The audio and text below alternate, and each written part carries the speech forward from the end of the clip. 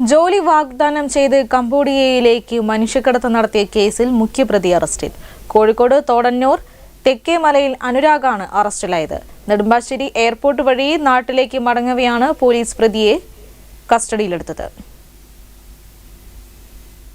Online തട്ടിപ്പ് നടത്തുന്ന കംബോഡിയയിലെ കമ്പനിയിലേക്കാണ് ആളുകളെ പ്രതി കടത്തിയിരുന്നതെന്ന് പോലീസ് പറഞ്ഞു. പ്രതി ഇത്തരം തട്ടിപ്പുകൾ മുമ്പും നടത്തിയിട്ടുള്ള ആളാണെന്നും പോലീസ് വ്യക്തമാക്കി.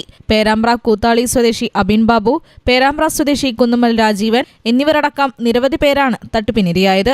1 ലക്ഷത്തോളം രൂപ ശമ്പളമുള്ള ജോലി വാഗ്ദാനം ചെയ്താണ് ഇരകളെ സംഘം വലയിലാക്കിയത്. നിരവധി പേരാണ് ഇപ്പോഴും കംബോഡിയയിൽ കുടുങ്ങിക്കിടക്കുന്നത്. അബിൻ ബാബു ഉൾപ്പെടെ തട്ടിപ്പിനിരയായ ചിലർ സംഘത്തിന്റെ പിടിയിൽ നിന്ന് രക്ഷപ്പെട്ട് നാട്ടിലെത്തുകയും ചെയ്തിരുന്നു. പ്രതികൾക്കായി പോലീസ് ലുക്കൌട്ട് നോട്ടീസ് പുറപ്പെടുവിച്ചിരുന്നു. ഇരയായവരിൽ നിന്നും ഏകദേശം 1,70,70,000 രൂപ വെച്ച് സംഘം കൈക്കലാക്കിയതായെന്നാണ് വിവരം.